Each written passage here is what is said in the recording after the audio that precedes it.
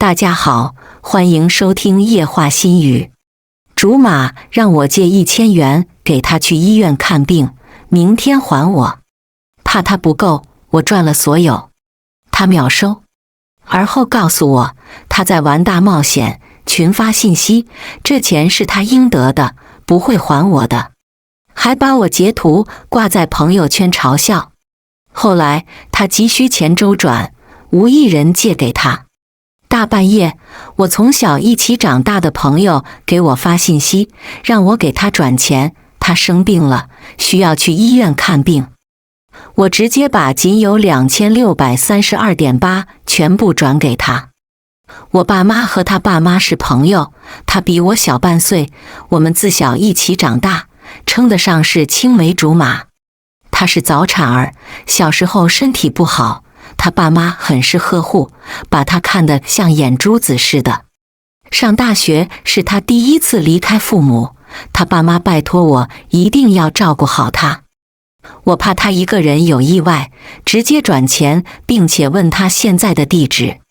等我穿上衣服，匆匆下楼，准备打车去找他的时候，我才看到了他的信息。他秒收款，并发了一条微信，哈哈哈哈哈哈哈哈哈哈哈哈！骗你的，冬天的风好冷，一个劲地往我脖子里灌，下来的太着急，少穿了毛衣，忘记拿帽子和手套了。我抖着手拨打他的电话，他直接挂断。你现在还要去医院吗？还安全吗？要不要我去看看你，有没有事啊？我发信息给他。我在和兄弟们玩大冒险，输了，群发信息说我在医院，看看我有几个真诚的朋友。小陈同学，我对你非常满意。这钱呢，我是不会还的了，你也可以试试，你还有多少可以信任的朋友？一个小游戏，别生气，开心就好。没多久，他的信息发来，还配上捂嘴笑的表情。他是不是傻13啊？朋友的信任是这么给他大冒险获的吗？非但不想还钱，还让我去试，他有病吧？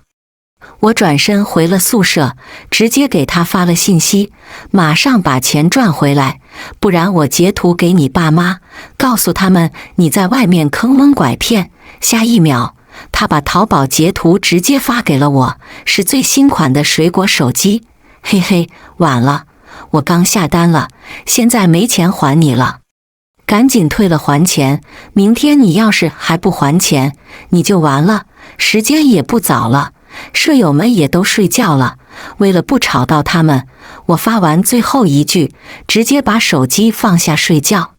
闭上眼睛，乱七八糟的思绪在我脑海里飘荡，也不知道他说群发信息是真是假，有几个人给他转钱了，不会都跟我一样秒收款，然后发一段欠揍的不还钱的话吧？他应该不会这么蠢吧？不会吧？不会吧？以我对他的了解，我怎么感觉非常不妙啊？和他认识了18年，我一直是知道他的话是不能全信的，10句话里能有3句是真的就已经很难得了。他很喜欢捉弄别人，开很过分的玩笑，所以在那个小镇里，他声名狼藉，一直没什么朋友。虽然有些时候我也对他的所作所为很生气，但毕竟因为父母的关系，哪怕是吵架到绝交了，也不可避免要见面。唯一一次真正绝交，也被2家父母劝和了，我就知道很难摆脱他。高中的时候，他造谣我跟一个同班男生谈恋爱，幸好他名声太差，老师同学不是很信任他。所以关于早恋这个事情，老师也只是找我和那个男生谈话，了解清楚情况之后就也没管。但爱看乐子的同学们还是在老师连着喊到我和那个男生回答问题的时候起哄，这让我和那个男生很不自在。为了避免不必要的尴尬，我们走路都得躲着对方。平时学习时间都不够，还要分神处理这样的事情，终究是给我们带来了麻烦。我也因为这件事情和他决裂，很久没有搭理他。在2家不可避免的聚餐场合，我借口要去上补习班，直接推掉。等到高考完，我干脆选了一个离家很远的大学。我以为这辈子至少大学不会见到他了。谁知临近开学的时候，他爸妈和我爸妈组了个聚餐，我被勒令必须去。他爸妈带着他过来跟我道歉，向我保证绝对不会有第2次。当时想着我和他大学也见不到了，长辈还要做朋友呢，我也没必要把事情闹僵。等他道完歉，我爸妈告诉我，他和我报了同一个大学。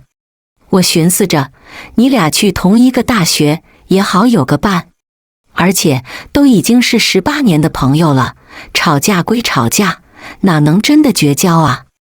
你们吵架了，你没告诉人家你去哪里读大学，那人家问我了，我不得说呀。我爸解释了，他是怎么知道我的报考学校的。事已至此，通知书都到手了，什么也改变不了了，我们只能一起去读书了。临走前，他爸妈非常恳切地拜托我，一定要照顾好他，有什么问题及时联系。他身体不太好，水土不服，刚到学校就直接病倒了。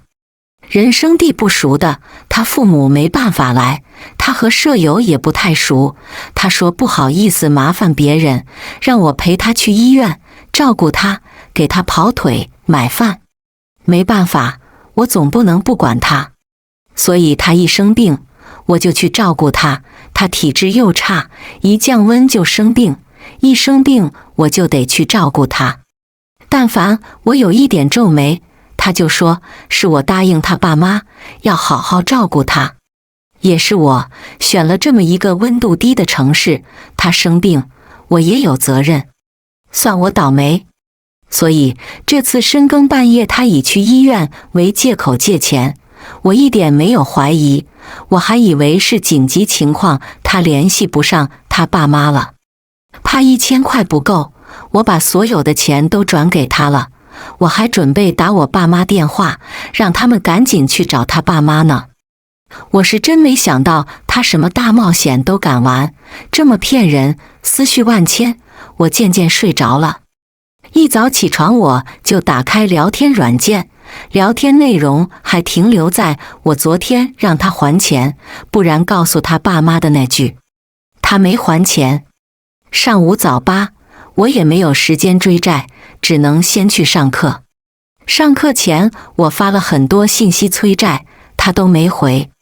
我看了他的课表，他今天早上没课，昨天晚上又出去聚餐，估计还在宿舍补觉。没办法，为了要回钱，下了课我就直接去他宿舍找他。男生宿舍楼没有女生宿舍管得严，加上他生病的时候，我经常帮他跑腿送药送饭，我轻而易举就绕到1楼窗户边。我拨通电话，听到他的手机铃声，他就在宿舍。在他故意挂断我的电话的时候，我直接抬手敲窗，喊他的名字。他一下子就冲了出来，直接把我拉走，低着声音向我发火，有完没完呢？你穷疯了？还钱！我直接开口。我买了手机，都已经发货了，我现在没钱，大不了过年有压岁钱了再还你。他怕我不信，打开购物软件，对到我眼前。都到这个城市了，我现在没钱吃饭了，我以为你病得要死了，我把钱都转给你了，不可能等到过年的，你不还，我去找你爸妈要，我管他换不换手机。我直接给他看手机屏幕，是即将要拨出去的他妈妈的电话号码。还还，我还不行吗？他气急败坏地把钱转给我，手机提示到账2600元，还有32.8，你是准备给现金吗？怎么还钱还有4舍5入的呀？真下头。他气得沉默了一瞬，又转了32.8给我。钱我已经还了，这事你不许再提了，确认钱已经到账。我当着他的面，直接把他所有联系方式全部删了。开学前，你爸妈带你来是怎么跟我道歉的？是你跟我保证的吧？不会再开这种恶趣味玩笑了。你现在再一次踩到我底线了，这朋友实在没必要再做了，你好自为之吧。至于吗？不就是一个小玩笑吗？他伸手夺我的手机，阻止我删好友的动作。小玩笑？昨天就你发的不还款的信息，我要是报警，今天你就得在局子里了，指不定这会儿你爸妈带着你在跟我道歉呢。我跟你认识一场，没把事情闹大，你就觉得这是没问题吗？我躲开他的动作，你好自为之，你早就是成年人了，不是你爸妈怀里的小宝宝。什么是玩笑，什么不是，你最好搞清楚。离开的时候，我碰到了他舍友，他舍友神色奇怪地看了我一眼，看得我心里毛毛的。要回了欠款，我心里轻松了许多。下午的课也听得格外认真。晚自习的时候，我正在和舍友商量着周末去哪里逛街，就看到手机上新收到的好友申请。你是晨曦同学吗？我通过了好友申请。我还没有说话，对面直接甩过来一张截图，是那个我从小到大的朋友发的朋友圈，截图里面是昨天给他转钱的朋友们。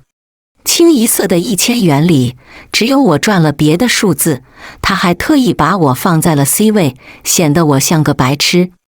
这样的朋友圈，他配文一晚上赚翻了，发布日期是昨天晚上，我没看到，应该是他把我屏蔽了。看到这个截图，我很生气，可我一时也拿不准这个同学加我是什么意思。想起昨天他说的不还钱的信息，不会吧？那傻货不会把发给我的不还款的信息一起群发给借他钱的人了吧？不会吧？不会吧？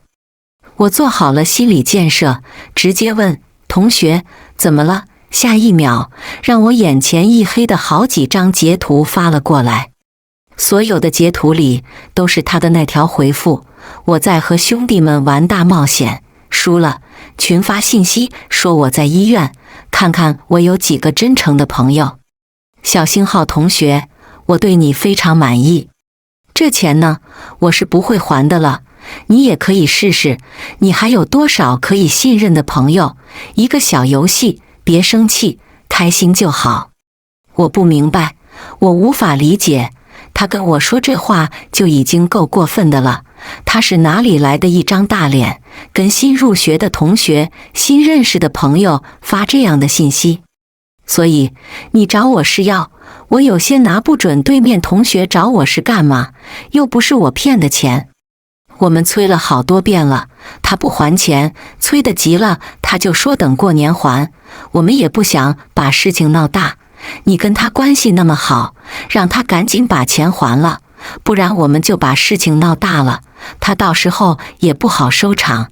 有几个同学已经去找辅导员了，我粗略估算，截图里金额已经过万了。这么大的事情，我能怎么办？只能告诉他爸妈了。我跑到一个安静的楼梯角落，拨通了他妈妈的电话。阿姨，小王在学校出事了，你赶紧过来处理一下吧。具体我不清楚，等会儿他的辅导员估计会给你和叔叔打电话，你们注意接听一下吧。打完电话，我找到了他的账号，重新添加好友，申请原因写上，赶紧还钱，别把事情闹太大。已经有同学去找辅导员了，他直接拒绝了。我已经无心再和朋友商量周末出行计划，朋友直接把手机递过来，这个 WX 不会是你从小一起长大的朋友吧？我记得他是这个学院的吧？校园表白墙上，也不知道是哪个愤怒的被骗的同学，把他的学院、班级以及名字缩写、事情经过全部投稿了。说是刚刚发布的，作为学校八卦最重要的传播途径，如此劲爆的消息，底下已经是一堆评论了。有看热闹的，有批判的，有骂借钱的是傻子的，也有询问是谁的，留言一大堆。这么有指向性的个人信息，随便一打听就知道他是谁了。他现在也算是社会性死亡了。晚自习还没有结束，他妈妈的语音信息发了过来：那个晨曦啊，我和他爸爸没买到今天的车票，要明天才能过去了。你能帮小王还个钱吗？我把钱转给你。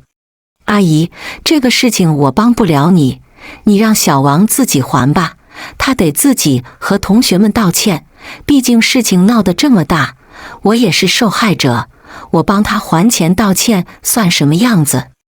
不知道的还以为我是他同伙呢。晨曦呀，阿姨也不是为难你，我也知道这个事情是那个臭小子惹的祸，应该他自己道歉的。但是刚刚我和辅导员打过电话了，小王他现在身体很不舒服，他知道错了。你也知道他脸皮薄，性子倔，这要是出什么意外可怎么办呢？晨曦呀，你和小王一起长大，一直很懂事，从小就照顾小王，小王心里一直是拿你当亲姐姐的。现在小王这样，我真的害怕他出事，你就去看看他吧。耳机里传来他妈妈的哭腔，哭哭啼啼的声音，吵得我心烦，我的头不可避免的有些痛。阿姨，你还是找辅导员处理这件事吧，他既然不好意思自己还钱，那你和辅导员协商，看看辅导员可不可以代劳吧，这又不是什么生病感冒的小事情，我能帮他跑跑腿，买买饭什么的。他这都算是诈骗了，校园墙都把他的辉煌事迹公之于众了，让我去帮他道歉还钱，就算是他妈妈把钱转过来，我只负责转账给被骗的同学，那么在同学们的眼里，这件事情我也脱不了干系，指不定我就成他的诈骗同伙了。他现在名声臭了，是想着把我一块拉下水，关我什么事啊？他父母从小把他宠到大，也不是没脸当面还钱，来找我算是什么事？别说他拿我当亲姐姐了，就算是他正儿八经的亲姐姐，也绝对没有这么坑的吧。拒绝了他妈妈的要求之后，我直接关了手机。我手机常年静音，他妈妈发的长篇语音信息也没有影响到我什么。等我写完作业，回宿舍的路上打开手机，入目是几百条信息，除了他爸妈的信息，还有我爸妈的。我爸妈之前没有询问我的意见，就直接把我报考的学校告诉别人，让我大学还摆脱不了 WX， 让我很生气。我们也吵了一架。新入学几个月了，除了必要的问候电话，我已经很久没有主动联系他们了。而这次他们又是不分青红皂白，直接发信息指责我，说我不顾18年的情谊，对从小一起长大的朋友不管不顾，话语里字字句句都是指责。不用猜，他爸妈根本不好意思把实际情况讲给我爸妈听，只是避重就轻地拜托我父母找我帮他一起承担这个事情。所以我爸妈如此趾高气昂，让我一定要帮忙，不要寒了从小看着我长大的叔叔阿姨的心。我直接拨通了我妈的视频通话，对面是正襟危坐的我爸妈，开口就让我帮忙。你们知道是什么事情吗？你们就让我帮忙？我告诉你们，他犯法了，他摊上事情了，他骗同学钱，我要是帮他，我的名声都得臭。爸爸不作声，妈妈哽了一下，还是劝我，你们毕竟认识18年了，18年的朋友太难得了，能帮还是帮一点吧。我实在不明白，认识18年又怎样？不合适做朋友就是不合适。今天我因为18年的朋友帮忙，明天就得因为18年加1天的朋友帮忙。高中他造谣我的时候，明明已经绝交了，偏偏要被没用的数字道德绑架，连带着大学还要看到他。我已经够委屈了，明明委屈的要死，我还要因为两家的关系，没用的认识数字，在他生病的时候跑腿。我难道要为这个数字委屈一辈子？我是我，他是他，这个事我帮不了。我们一家已经因为他的事情吵过一次架了，难道还要因为他的事情再吵一架，让我过年也不回来了？我拎起手中的包，我刚上完晚自习，还得回宿舍学习，我很忙，下次别人的事情不要再发信息打扰我了。再次见到他的时候，已经是第二天下午了，他妈妈带着他在我宿舍楼下等我。本来今天我为了躲他们，特意拉着朋友出来逛街，没想到他们还是找过来了。听我舍友说，他妈妈在楼下碰到一个人，就问认不认识我，真服了。在小王骗钱的这个事件里，整个宿舍楼不一定都认识小王，但是我估计被他妈这么搞一顿，我得在宿舍楼出名了。最终被逼无奈的我还是回了学校，出现在了楼下，来到他们的面前。他妈妈看我走过去，一把拉住我，也不说话，眼眶红红的。我的目光落在一旁戴着口罩低着头的小王身上，他手里拿着最新款的水果手机，结合我所知道的被他骗钱的金额，这是一部凝聚了其他同学们心血的水果手机。您找我是有什么事吗？我慢慢扯开他妈妈拉着我的手。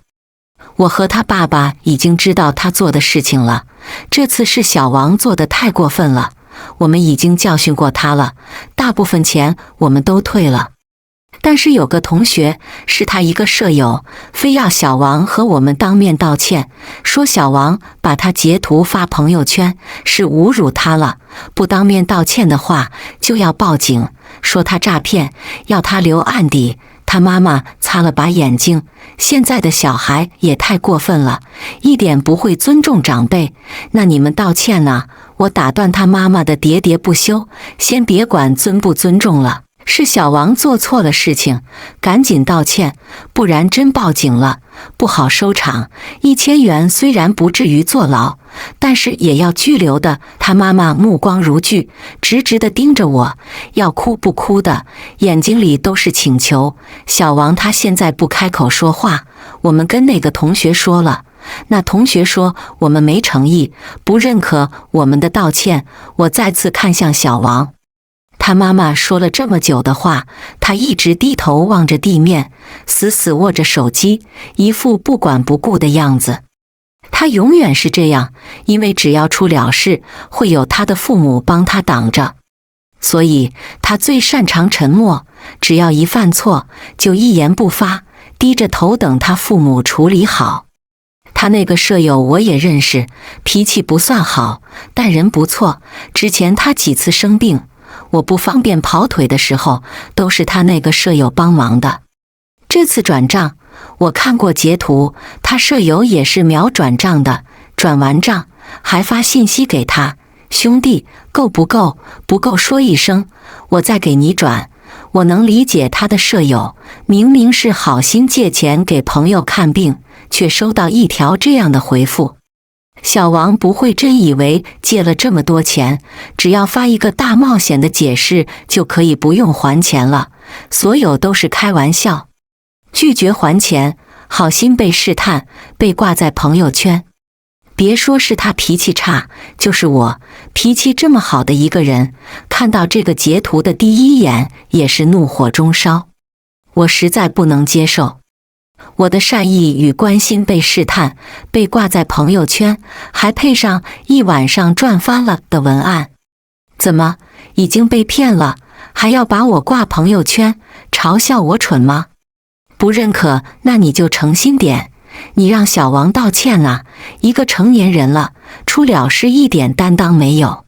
正好，我也是受害者，你给他们道歉了，也给我道个歉。我想起来，我还没收到道歉呢。一天天道德绑架我，人家不认可道歉就好好道歉，来和我说是什么意思啊？宿舍楼下人来人往，一个劲问别人认不认识我，想干嘛呀？正好给我道个歉，人来人往的同学也是个见证，省得我被传什么奇怪的谣言。对不起，他妈妈好半晌才开口。行，我接受了。阿姨您去忙别的吧，我也有事，先走了哈，再见。我摆摆手，去找站在旁边等我的朋友。我和朋友街还没逛完呢。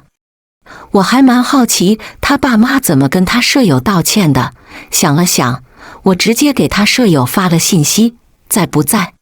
咋啦？小舔狗，来给你竹马打抱不平来了。他心情很差，直接语言攻击我。他干的事，你别迁怒我行不？我没打抱不平，你怎么无差别攻击呀？对面沉默了半天，好久之后给我才回我，你不知道。心里隐约有了不好的预感，我该知道什么？他朋友圈一直叫你小舔狗啊，你不知道吗？你不会被屏蔽了吧？我点开他的朋友圈，只有寥寥几条。对面很好心的给我截图了他的朋友圈，我这才知道他几乎天天都发朋友圈，每天都很精彩。在他的朋友圈里，我叫小舔狗。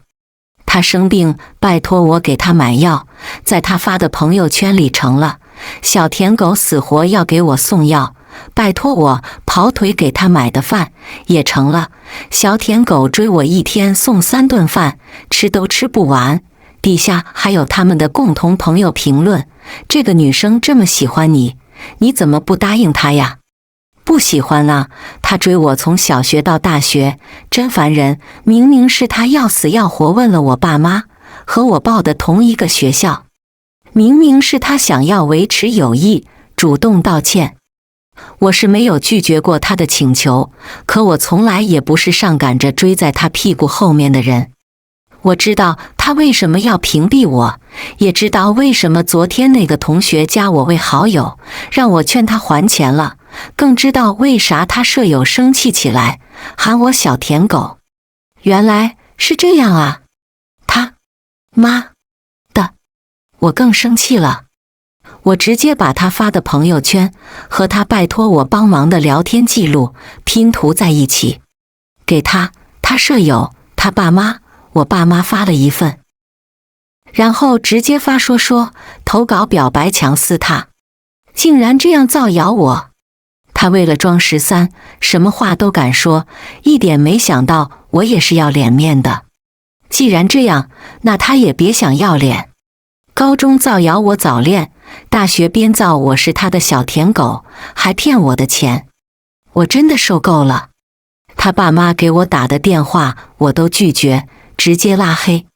他通过之前我让他赶紧还钱，别惹怒同学们的好友申请，发信息给我道歉，说是在开玩笑，让我别生气。这样不分场合，不辨是非，这就是他所谓的开玩笑。